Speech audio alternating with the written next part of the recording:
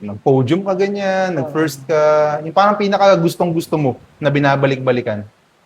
Kasi parang Ano, feeling mo, "Ang galing ko dito parang gano'n. siguro, nung Hmm. Enduro series, ano pa yun eh, Comensal ata yun, Comensal Enduro Series. First time ko nun sumali talaga sa series na Enduro na Kompleto. kompleto ko at the same time,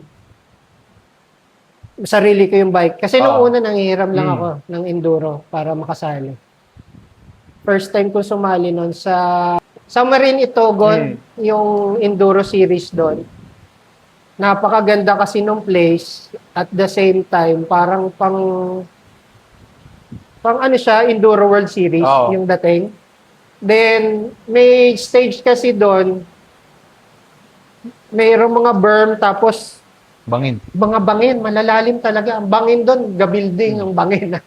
Hindi yung mga Oo. bangin-bangin sa atin, hindi. Meron kasi doon sinusundan ako. May sinusundan ako si Chris. Ano ba apelyido ni Chris? Basta si Chris, Oo.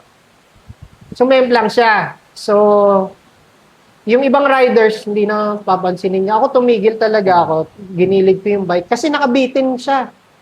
Sa Talaga? ano, Parang sa... nakahawak sa ugat, Oo, gano'n? oo, Sanga? oo. Tapos ang Oo. lalim talaga.